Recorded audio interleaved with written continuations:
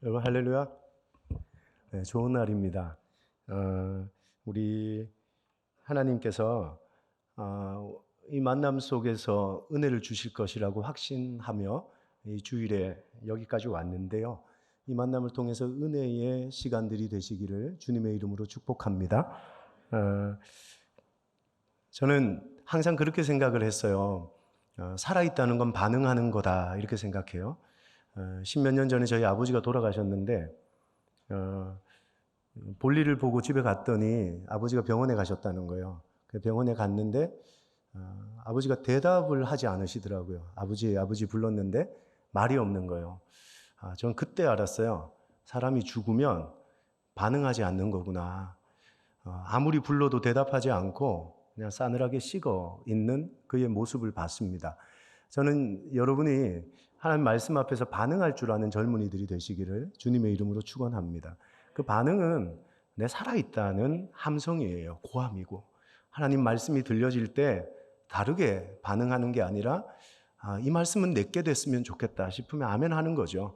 그리고 그 말씀 받아서 내가 그렇게 살아내고 누려내면 되는 것입니다. 할렐루야. 네, 세상 사람들에게 어떻게 살고 싶냐 물어보면 대부분의 사람들이 행복하게 살고 싶다 이렇게 대답을 해요. 왜 그 대학 갔어요? 왜 그 직장 가고 싶어요?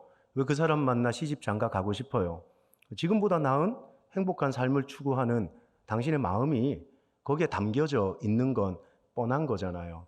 여러분, 행복한 삶을 추구한다는 건 잘못된 것은 아닌 것 같아요. 근데 참 재밌는 게 뭐냐 하면 세상의 100대 부자, 100대 석학 박사들에게 물었대요. 당신의 삶이 행복합니까? 라고 물었더니만 85%의 사람들이 행복하지 않다라고 대답을 한 거예요.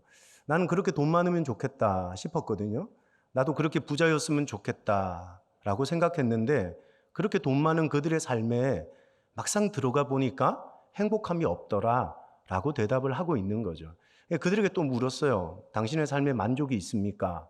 87%의 사람들이 내 삶에 만족이 없다고 대답을 하더라는 거죠. 여러분, 이 세상에 누가 행복한 삶을 살고 있을까요? 그렇게 많이 배운 사람, 그렇게 똑똑한 사람, 그렇게 많이 가진 사람이 행복하지 않대요. 만족하지 않대요. 그럼 누가 도대체 만족하고 행복한 삶을 살고 있는 거라고 생각하세요? 세계사 가운데 가장 행복한 삶을 살았던 사람이 괴테라는 사람이라고 이야기를 하더라고요. 근데 이 괴테라는 사람이 죽을 때 남기고 떠났던 말이 참 마음이 아파요. 이런 말을 했습니다. 세상 사람들이 나를 다 행운아라고 불렀습니다. 불행을 모르는 사람으로 알았습니다. 그러나 내 평생 저 자신은 나는 행복하다라고 생각한 적이 단 한 번도 없었습니다. 라고 대답을 하더라는 거죠. 많은 사람들이 행복해지고 싶어 해요. 그리고 더 나은 삶을 추구하죠. 만족한 삶을 살고 싶어 해요. 근데 행복한 삶을 살아가는 사람이 없고 만족스러운 삶을 살아가는 사람이 세상에 아무도 없다는 거예요. 제 청년 사역 한 12년 했는데 그 사역을 하면서 많은 청년들을 만났습니다. 그 중에 기억에 남는 한 자매가 있는데 교육 공무원이었어요. 중학교 교사였는데요. 어느 날 밤에 전화가 온 거예요. 목사님, 저 좀 만나주세요. 그래서 만나야 되겠다 싶은 마음에 아내와 차를 타고 자매가 좀 나오라는 곳으로 갔죠. 근데 거기가 편의점이었어요. 근데 편의점에서 자매가 나오는데 연두색 조끼를 입고 나오는 거예요. 그래서 심상치 않은 거죠. 자매 여기서 뭐해요? 그랬더니 아르바이트예요. 그러더라고요. 자매 왜 아르바이트예요? 그때부터 눈물이 아니면 들을 수 없는 얘기들을 막 쏟아내기 시작하는 거예요. 아버지가 자기 이름으로 수십 개의 카드를 만들었고 그 카드로 빚을 돌려막기를 하기 시작한 거예요. 자기는 자기는 한 번 써보지도 못한 돈 20억이 자기 눈앞에 빚으로 학교에 깡패들이 찾아오는 거예요. 교장 선생님 만나겠다고, 돈 갚으라고. 자매가 참다가 아르바이트를 시작하는 거죠. 여러분, 우리는 참 그 젊은 나이에 임용고시 붙어서 선생님 되면 좋겠다.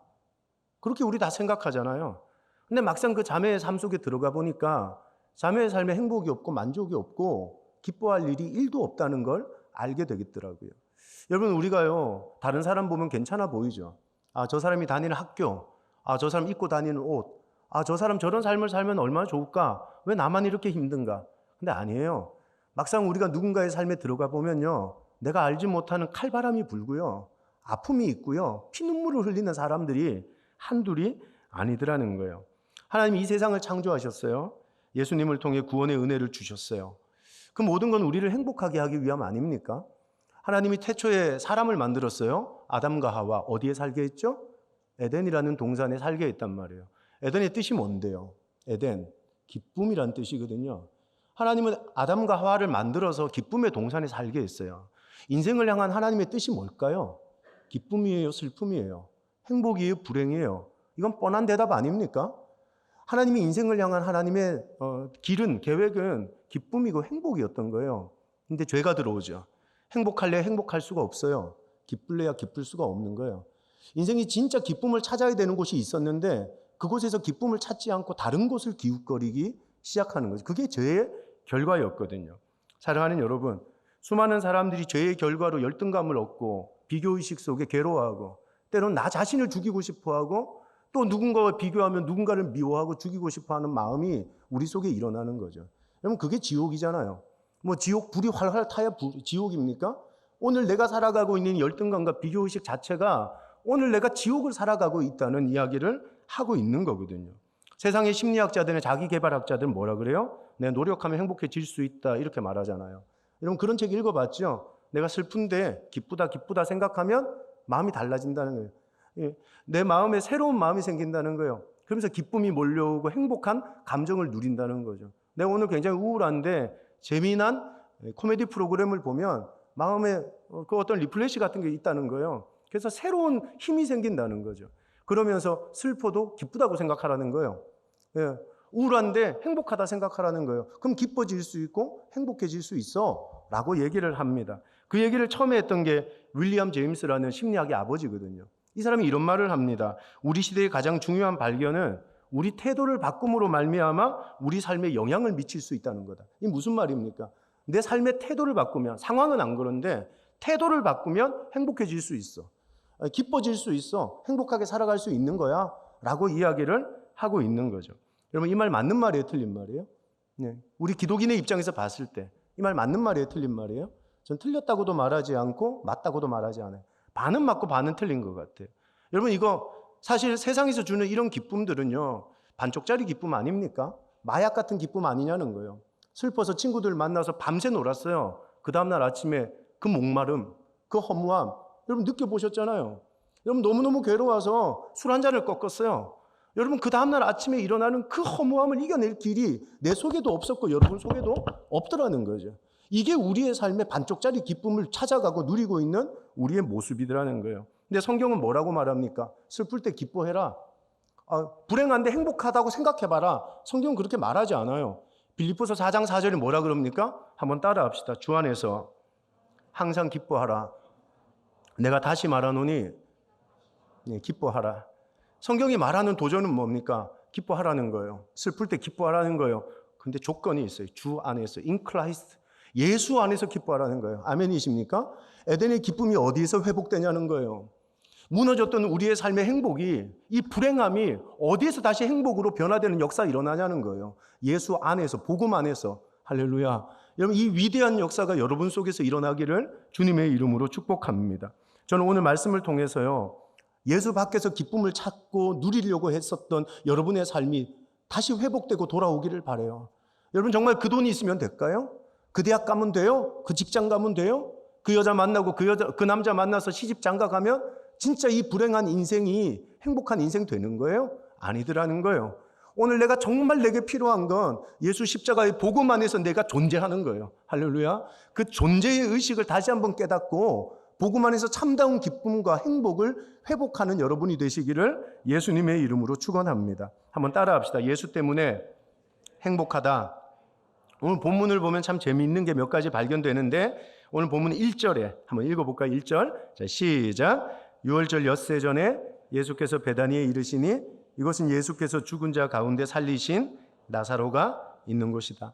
성경을 좀 읽어본 사람들은 성경을 읽을 때 육화 원칙 같은 거 따져서 읽으면 설교 한 편이 나오거든요. PBS 많이 하시는 분들이 이거 언제 어디서 무엇을 누가 뭐 이런 것들을 따져가면서 성경을 읽고 공부를 합니다. 참 재미난 거죠. 여러분, 오늘 본문에 등장인물들이 누구일까요? 한번 성경을 보면 뭐 예수님 나오죠. 마리아 마르다 나오죠. 죽었다 살아난 나사로 나오죠. 그 뒤에 가면 가룟 유다라는 예수님의 제자도 등장을 하는 거예요. 그럼 이 본문의 배경은 어디라고 얘기를 해요? 배경? 베다니라는 동네라고 성경이 얘기하고 있잖아요. 여러분, 이 베다니라는 동네가 재미난 거죠. 이 베다니라는 동네는 마가복음에도 나오고 마태복음에도 나오는데 누가 이 동네에 살았었냐 하면 나병 환자 시므온이라는 사람이 살았다고 성경은 얘기하고 있어요. 이 당시 2000년 전 나병 환자들은 집촌 생활을 했을까요? 일반인들과 함께 살았을까요? 한번 대답해 보세요. 나병 환자들은 일반인들과 함께 모여서 살았을까요? 자기들끼리 집촌 생활하고 있었을까요? 지금도 나병 환자들은 일반인과 함께 못 살아요.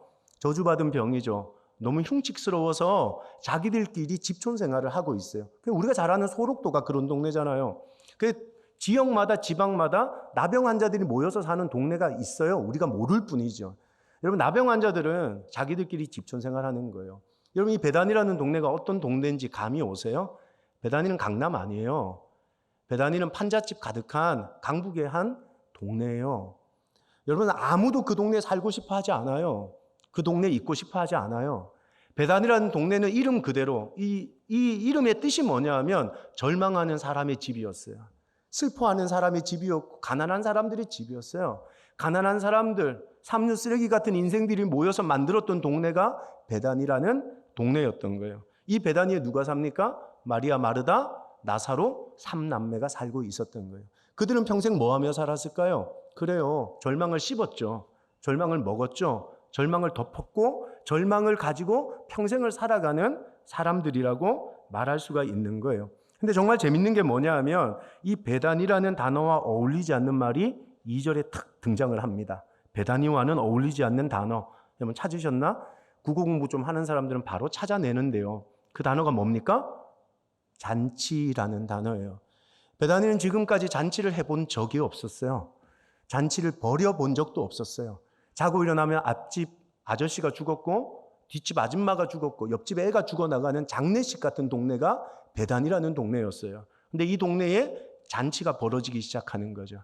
여러분, 가장 중요한 건 여기에 나와요. 왜 베다니에 잔치가 벌어졌어요? 하늘에서 돈 떨어졌어요?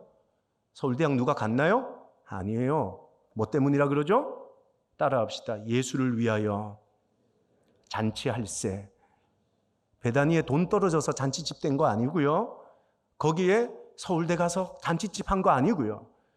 베다니에 예수님이 찾아오시는 순간 절망하고 가난한 자들의 집이라는 이 동네에 잔치가 벌어지는 역사가 일어나기 시작하는 거예요. 여러분의 인생이 베다니일 수 있다고 봐요. 제 인생도 그렇고 우리의 삶은 아무도 모르는 배단일 수 있어요. 절망의 밭을 갈고요. 절망을 먹고요. 절망을 덮고요. 오늘도 그 고난과 고통 속에 누구에게도 말 못하는 눈물을 먹으며 세상을 살아가는 수많은 성도들이 있어요. 베다니 같은 삶에 가장 필요한 건 하늘에서 돈 떨어지는 거 아니라고요. 내가 원하는 그 삶이 성취되고 성공이 되고 여러분 그런 삶이 된다고 내 인생이 베다니에서 벗어나는 거 아니라고요. 가장 소중한 진리는 예수가 베다니에 오실 때 아멘이십니까? 그 베다니가 잔치집으로 변화되는 역사가 일어나기 시작하는 거예요. 오늘 우리 속에 소망이 뭐여야 되냐는 거예요. 내 통장에 돈이 차여져 가고 내가 원하는 그 사람과 시집장가 가고 내가 정말 바라는 일들이 이루어져 가는 것이 내 소망이 아니라 우리 구주 예수님 그분이 내 삶에 찾아오시는 것이죠. 그분이 내 인생의 주인이 되어주시는 것이죠. 절망을 씹으며 절망을 먹으며 오늘을 살아가는 내 삶의 한가운데 주인 되신 예수님이 오시는 그때 베다니가 잔치집으로 변화되는 역사가 일어나기 시작하는 거예요. 저는 여러분의 가정이 베다니에서 잔치집으로 변화되는 역사가 있기를 주님의 이름으로 축원합니다. 가능한 이유는 뭐예요? 예수님 그분이 베다니 같은 내 삶에 찾아오실 때 가능해질 수가 있는 거예요. 여러분, 저는 수많은 청년들을 보면서 참 가슴 아픈 적이 많았었어요. 베다니 같은 삶을 사는데 저들의 삶에 내가 도와줄 수 있는 게 뭐가 있을까? 어떻게 하면 내가 조금이라도 도움이 될 수 있을까? 근데 제가 해줄 수 있는 건 기도밖에 없었고 눈물로 무릎 꿇고 함께 중보해 주는 것밖에는 없었던 것 같아요. 제가 가르쳤던 청년 제자 중에 부산에서 대학병원 간호사로 일하는 친구가 있는데요. 결혼을 했어요. 지금 내 아이의 엄마인데 맨날 저한테 그래요. 애 많이 놓는다고 미개인 같다고 말하지 마세요. 그러면서 자기는 아이를 놓으며 전도하는 자매라면서 막 저보고 그래요. 이 자매가 대구에 있는 한 대학에 전도를 나갔을 때 만났어요. 점심시간에 캔커피 한 200개를 깔아놓고 전도를 막 하고 있었어요. 캔커피 받아가시고 전화번호 하나 적어주세요. 그렇게 막 얘기를 했는데 요즘 대학생들이 누가 캔커피와 영혼을 막 바꾸려고 하는 사람이 누가 있어요? 그죠? 근데 이 자매가 밥 먹으러 막 식당으로 달려가다가 캔커피라는 말에 왜 그랬는지 몰라. 그 자매 그렇게 이쁜 아이가 갑자기 브레이크를 탁 잡더니만 진짜 커피 줘요? 그러더라고요. 나같이 선한 사람이 거짓말하는 거 보셨어요? 이러면서 캔커피를 주면서 전화번호를 받았어요. 그래서 저는 좀 전도의 방식이 그래요. 그 자리에서 바로 전화를 합니다. 전화를 해요. 전화가 안 가는 거예요. 자매 전화가 안 가는데요? 그랬더니 중간에 글자 하나가 틀렸네 이러면서 막 고쳐주는 겁니다. 그래서 전화를 했더니 전화가 가더라고요. 그래서 저는 어떻게 전도하냐면 그렇게 전화번호를 받은 걸 교회 올 때까지 전화를 합니다. 그래서 한 번을 딱 전화를 했어요. 무섭죠.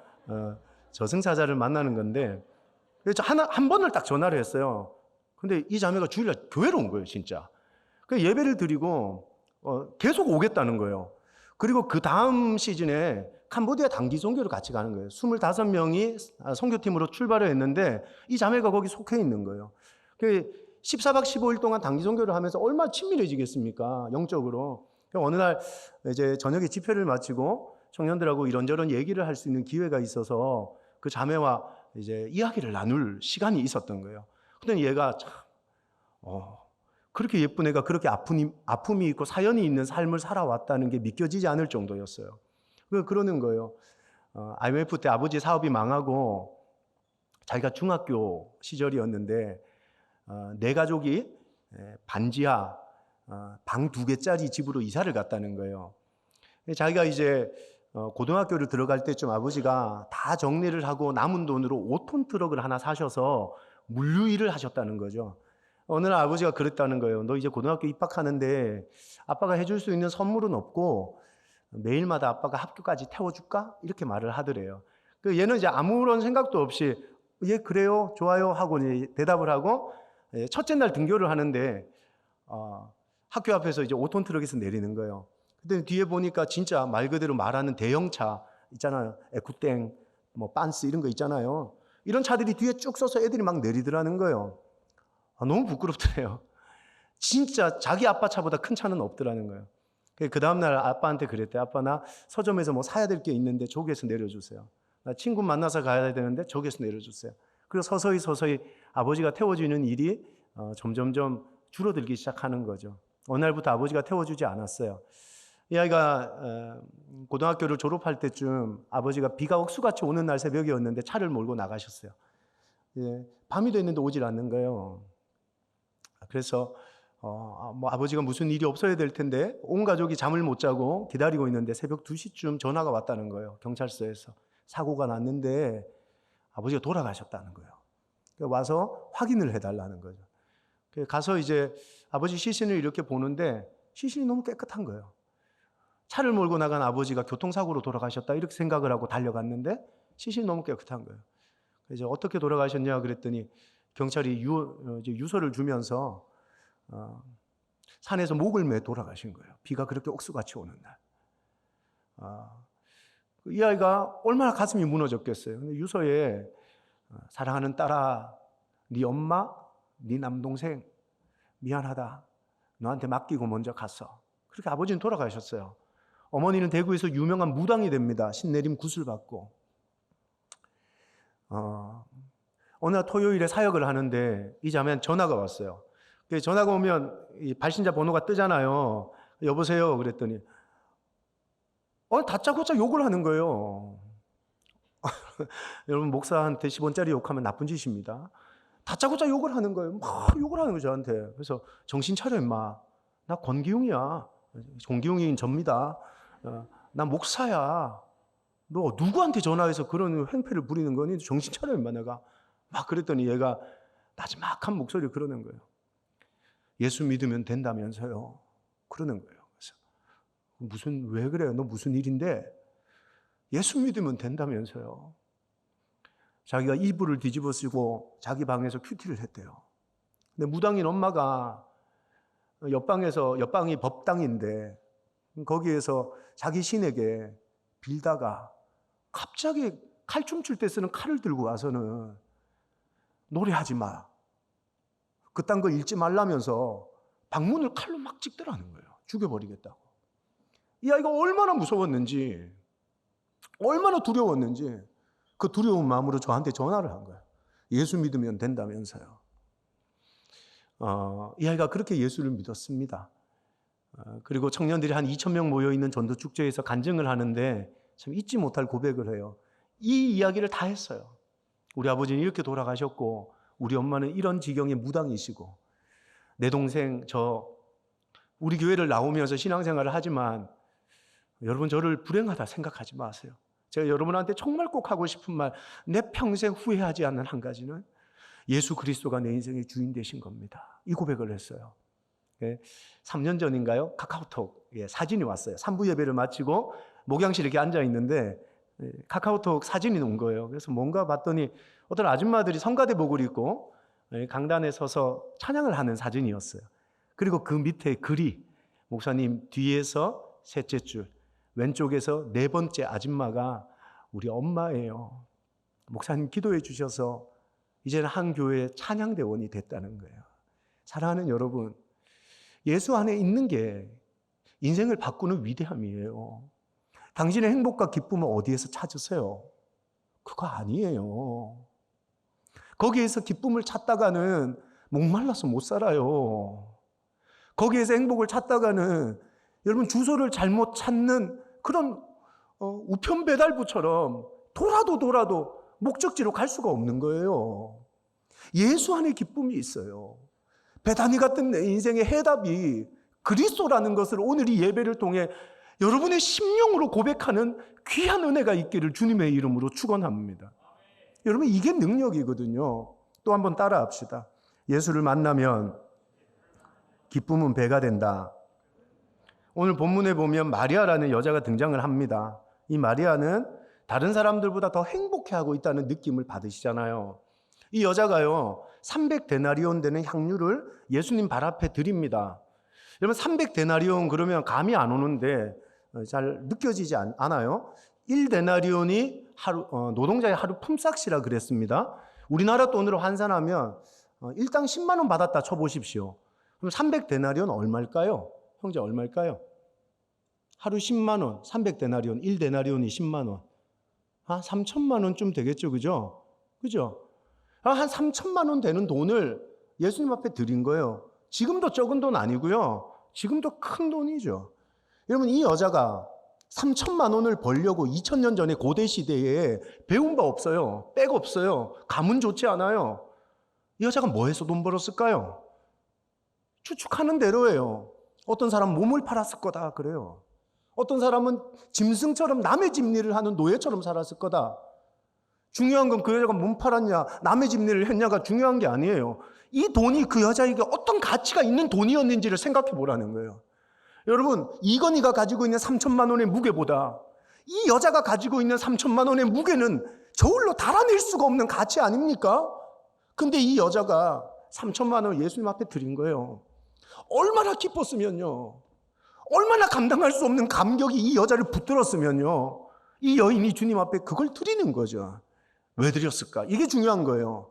성경을 읽는 사람들은 드린 것에 기뻐하지 말고 왜 드렸을까를 발견해야 되거든요. 왜 드렸을까? 여러분 왜 드렸겠어요? 뭐 때문에 드렸었겠어요? 형제 한번 얘기해 보세요. 예, 자매님이신가요? 형제님 한번 얘기해 보시죠. 성경에서 찾으셔야 돼요. 이거 알려면 오늘 본문 12장에 나오진 않아요. 요한복음 11장으로 날아가야 돼요.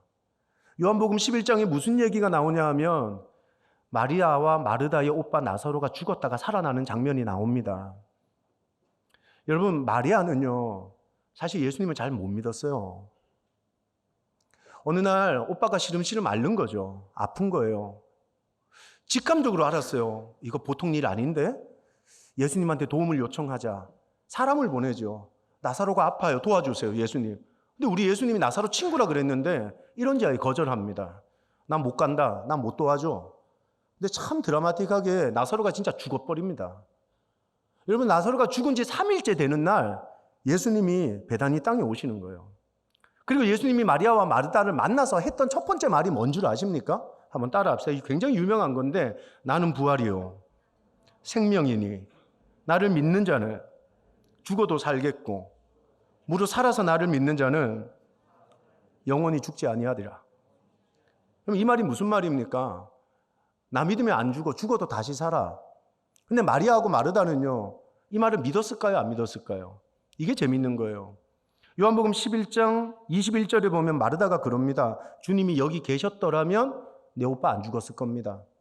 여러분, 다른 말로 해석하면 이 말이 뭡니까? 당신 때문에 죽은 거잖아요. 우리가 사람 보냈잖아요. 살려달라고, 도와달라고. 안 왔잖아요. 죽은 지 3일 돼서 지금 와가지고 한다는 말이 뭐라고요? 나 믿으면 안 죽어요? 죽어도 다시 살아요? 말이 되는 소리를 해야죠, 그게. 여러분, 마르다는 그거 못 믿었어요. 또 마르다가 뭐라 그럽니까? 24절에 그럽니다. 마지막 날엔 내가 부활할 것을 믿습니다. 무슨 말이에요? 지금은 아니잖아요. 나중에 나 부활할 건 믿어요. 나중에. 그러면 나중이 무슨 상관입니까? 신앙은 오늘인데.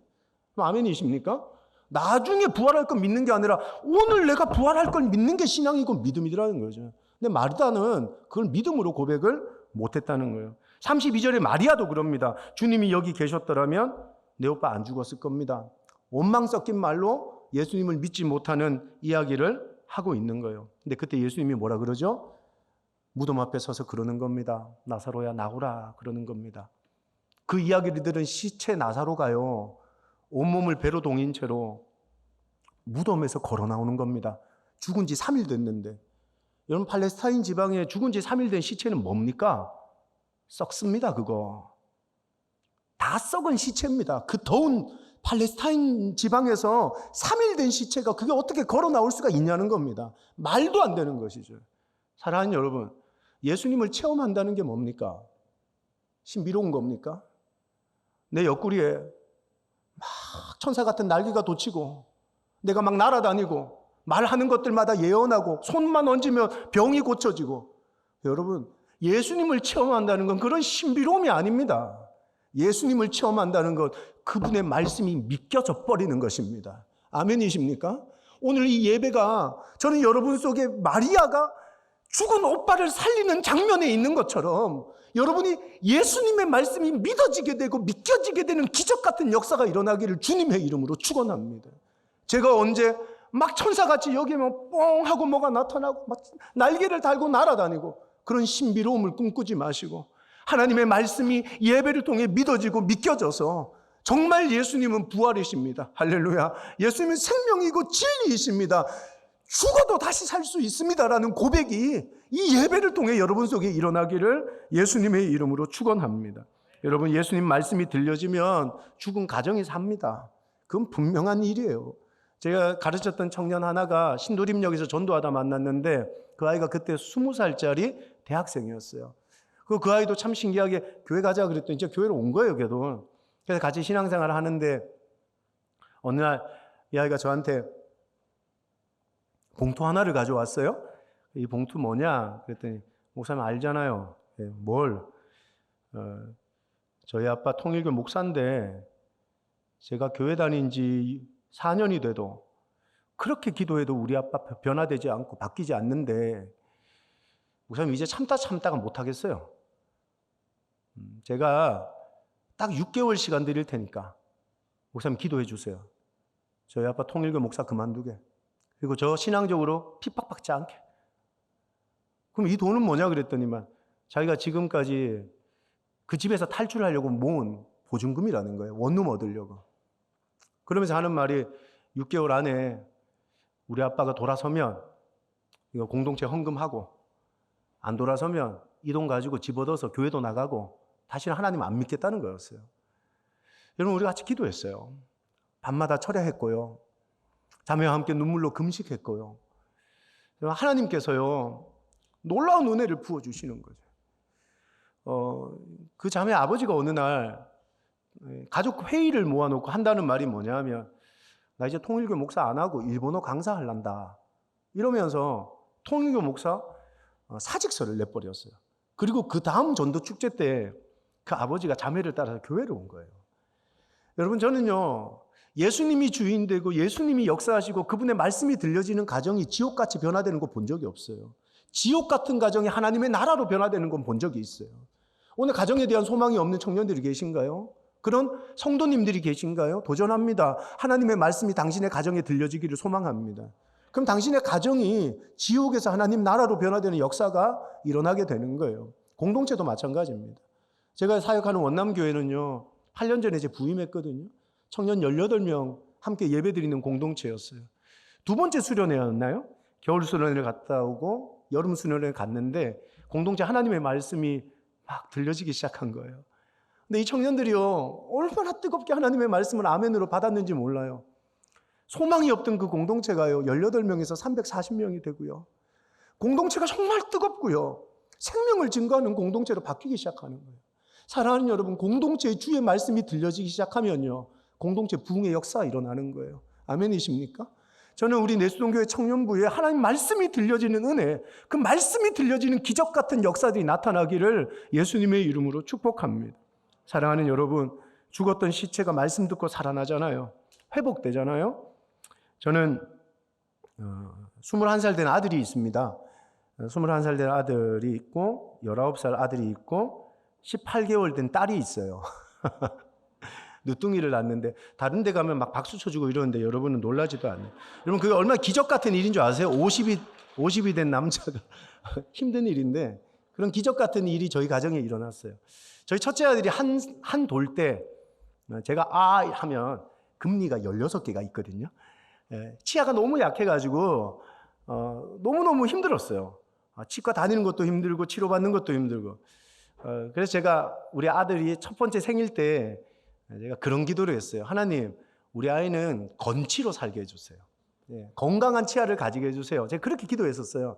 그래서 돌잔치를 하고 아내와 침대와 이렇게 누워서 여보, 우리 첫째 아이가 건치로 살게 하려면 이 세 가지는 지킵시다. 우리 학교 가기 전까지는 사탕을 먹이지 맙시다. 그랬어요. 그리고 두 번째, 그 요구르트를 먹이지 맙시다. 그렇게 했어요. 그래서 세 번째는 탄산음료 먹이지 맙시다. 요 세 가지를 약속을 했거든요. 근데 어느 날 얘가 이제 예방접종 받으려고 병원에 간 거죠. 병원에 가서 예방접종을 딱 맞았는데 막 우는 거예요. 근데 번개 같은 속도로 어느 간호사 누님이 입에 사탕을 넣어주는 거예요. 추파춥스를 이렇게 막 돌려주는 거예요. 추파춥스의 참다운 맛은 돌려서 먹을 때 그 깊이 있는 달큰함이 느껴진다는 거 아시죠? 그죠? 막 돌려주는 거예요, 친절하게. 얘가 사탕 맛을 봤습니다.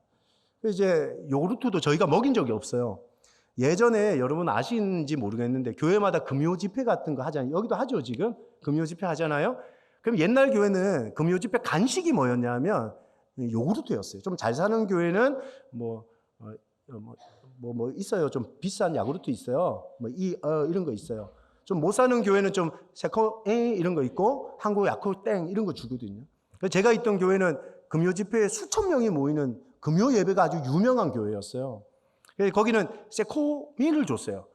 이제 아이가 모자실에 어떤 권사님이 이렇게 앉고 계시더라고요.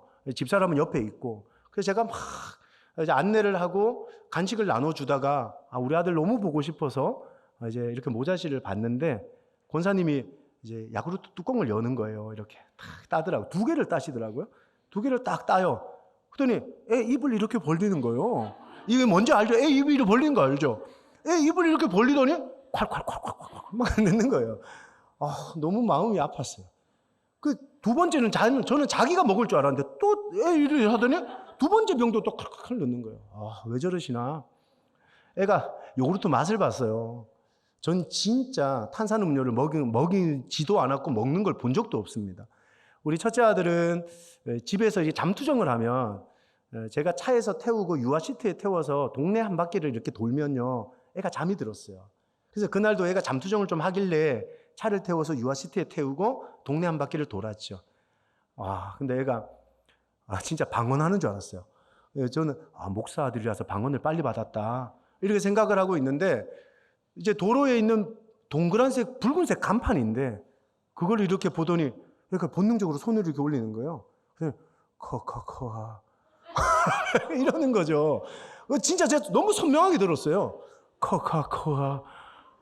너무 놀라가지고 뒤로 보면서 너 먹어봤니? 내가 어디서 콜라 맛을 본 모양이에요. 너무 재밌는 게 뭐냐면 얘가 그 다음부터 흰 우유를 안 먹는 거예요. 톡 쏘는 맛을 보니까, 달콤한 맛을 보니까, 그 맛을 보고 나니까 우유는 너무 닝닝하더라는 거예요. 여러분 그렇잖아요. 어떤 안수 집사님이 저한테 찾아와서 목사님 술하고 담배를 못 끊겠어요 그러더라고요. 그래서 제가 그때 했던 말이 이 말이었어요. 집사님, 술하고 담배를 못 끊는 거예요? 아니면 술하고 담배보다 더 센 복음의 맛을 못 본 거예요? 여러분, 아무리 술 맛이 좋고 세상 맛이 좋아도요, 예수님 그분의 말씀이 체험되어지는 그 맛보다 좋지 않아요. 지금도 눈을 감으면요, 25살에 주님을 처음 만났던 그날 밤이 기억나고요, 잃어버렸던 감동이 회복되고요, 심장이 울컥울컥거리고요, 내가 사명을 위해 살아야 되겠다는 마음을 다시 한번 먹게 되는 역사가 있는 거죠. 오늘 당신의 삶에 힘이 없어요. 사명을 위해 달려갈 능력도 없어요. 그냥 삶에 그냥 매여 있는 거예요. 그냥 그럭저럭 살아가는 거예요. 왜입니까? 세상이 좋아서 그런 거예요? 아니요. 세상 맛보다 더 강한 하나님의 은혜의 말씀의 맛을 오늘 이 예배 가운데 보지를 못해서 그러는 거예요. 여러분 도전합니다. 여러분 세상을 잊게 만드는 은혜의 말씀의 맛을 볼 수 있기를 주님의 이름으로 축원합니다. 그게 예수 맛을 보는 거예요. 주님을 체험하는 거예요. 하나님 그분이 살아계심을 말씀을 통해 깨닫게 되면요, 세상이 다르게 보이고요, 오늘 살아가는 능력이 내 속에서 부어지는 은혜를 경험하게 되는 거죠. 여러분 저는 이제 주님을 처음 만나고 제가 하나님 앞에 받은 사명이 북한 선교였습니다. 그래서 25살 때부터 알바를 하면 돈을 모아서 중국으로 갔어요. 혼자. 비행기 타고 날아가면 거기에서 탈북한 사람들을 만나고 싶었어요. 북한 사람들을 만나서 복음을 전하고 싶었어요. 그래서 중국을 한 28번 왔다 갔다 한 것 같아요. 총각 때. 그리고 결혼을 했습니다. 제가 결혼을 하고 어느 날 문득 제가 중국 시닝이라는 곳에 단기 선교를 갔다가 돌아오는 길에, 그래 내가 그렇게 왔다 갔다 해도 내 와이프한테 선물을 하나도 못 했구나 라는 생각이 드는 거예요. 여러분 제가 그래서 선교사님한테 물었어요. 선교사님, 제가 아내한테 선물을 좀 하고 싶은데 뭘 하면 좋을까요? 그랬더니 선교사님 굉장히 현실적인 분이세요. 돈이 얼마 있냐요? 그래서 제가 전도사인데 뭐 돈이 많겠습니까? 했더니만, 그러면 좋은 건 못 사시고 상해에 저기 가면 이미테이션 시장이 있대요. 유명한 이미테이션 시장이 있는데 거기 가서 이미테이션을 사라는 거예요. 그러면서 이미테이션을 좀 좋은 A급 이미테이션을 고르는 법을 가르쳐 주시더라고요. 그래서 제가 이제 우리는 그런 거 귀담아 들으니까 뭐냐 봤더니만, 처음에 그 시장에 들어가면 서랍을 연다는 거예요. 그럼 그거 사면 안 된대요. 그리고 조금 이제 견디다 보면 뒤에 창고로 데려간대요. 좀 좋은 물건이 있는 창고로. 근데 거기서도 사지 말라는 거예요. 그럼 마지막으로 카탈로그를 가지고 온다는 거예요. 그럼 거기에서 고르면 홍콩급 이미테이션을 살 수 있는 방법이 있다는 거예요. 그래서 제가 이제 시키는 대로 잘하니까 갔어요. 이미테이션 시장에 갔더니 진짜 막 서랍을 열더라고요. 막 여니까 거기에 막 롤렉스도 있고 오메가도 있고 막 별의별 그 브랜드의 명품들 시계도 있고 막 별의별 게 다 있어요. 그래서 안 산다 그랬어요. 가르쳐 준 대로 해야 되니까. 그랬더니 한참을 견디다 보니까 저를 데리고 뒤에 창고로 가는 거예요. 야, 저는 죽는 줄 알았어요, 처음에. 중국에 와서 창고 가서 맞아 죽는 거 아닌가 싶어가지고. 그래서 창고 가니까 거기 막 이미테이션들이 쌓여 있어요. 물건들을 보여주면서 이거 어떠냐 그러더라고요. 싫다 그랬어요. 그랬더니 진짜 카탈로그를 가져오는 거예요. 그래서 이제 카탈로그를 딱 여는데 거기서 제가 시계 하나를 골랐어요. 하얀색 가죽줄로 된 불가리 아세요? 불가리? 불가리에서 나온 여성용 시계를 딱 골랐어요. 이거 주세요. 그랬더니 손님이 물건 볼 줄 안다는 거예요. 이게 진짜인지 가짜인지 난 관심 없고 진짜 같은 케이스가 있으면 좀 달라 그랬어요. 그랬더니 이 케이스는 진짜 진품이라는 거예요. 그러면서 케이스도 따로 돈을 받더라고요. 그래서 케이스에 시계를 넣어서 캐리어에 넣어서 제가 왔어요. 저는 첫 번째 서랍에서 파는 롤렉스 시계를 하나 샀습니다. 그리고 손목에 딱 끼고 이제 푸동공항에 도착을 해서 선교사님한테 안녕히 계세요 하고 인사를 했죠. 선교사 안녕히 계세요. 3번 딱 흔들었거든요. 첫 번째 서랍에서 사는 롤렉스는 시침, 분침, 초침이 다 분리가 돼버렸어요. 3번 진짜 안녕히 계세요. 충격이 너무 셌나 봐. 이렇게 써야 됐는데. 여러분 절대 사시면 안 됩니다, 그건. 그래서 제가 이제 한국에 도착을 했어요. 아내가 나왔더라고요. 남자는 선물을 사면 어깨에 힘이 딱 들어갑니다. 아마 연애하시는 분들은 알 거예요. 집사람이 그래요. 여보, 우리 버스 타고 갑시다. 무슨 말입니까? 택시 잡으세요. 12만 원 나와서 지금 가장 후회하는 것 중에 하나입니다. 그때 왜 내가 리무진을 안 타고 택시를 탔을까? 집에 와서 제일 먼저 제가 뭘 했을까요? 캐리어를 열었죠. 제가 샤워 안 했어요. 밥도 안 먹었고요. 캐리어를 열었죠. 그리고 깊숙이 숨겨놓은 케이스를 꺼냈어요. 여보, 불가리예요. 아세요? 그리고 제가 싹 밀었어요. 무심한 척하면서 멋있잖아요. 싹 밀었어요. 집사람이 본 척도 안 하는 거야. 그래서 제가 조금 마음이 좀 상했어요. 왜 그러세요? 한 2주 떨어져 있으니까 또 뭐 좀 화나는 일이 있었나 싶어서 뭐 불가리인데 시계 하나 사왔어요. 한번 차보세요. 하고 또 밀었어요. 또 본 척도 안 하고 저한테 싹 밀어주는 거예요. 그래서 좀 화가 났어요. 그래서 제가 눈이 좀 크거든요. 왜 그럽니까? 선물 사왔으면 좀 기쁘게 받아주면 서로가 행복하고 해피한다. 이게 뭡니까 내가? 한번 차봐요. 하면서 불가리를 쓱 밀었어요. 근데 우리 집사람이 예수님 같은 말을 하는 거예요. 우리 집사람이 이러는 거예요. 여보, 전도사님, 이게 롤렉스든 오메가든 불가리든 중요한 게 그게 아니잖아요. 중요한 건 이게 가짜라는 거잖아요. 우리 집사람이요, 진짜와 가짜를 구분하는 거예요. 진짜와 가짜를. 네가 진품을 사올 일이 없잖냐? 너 같은 거지가? 그래, 나 인정한다, 맞다.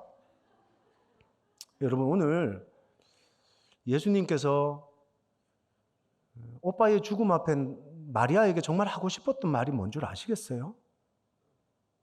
믿음이 있다고 생각하고 믿음이 있는 척하며 오늘을 살아가고 있잖아요.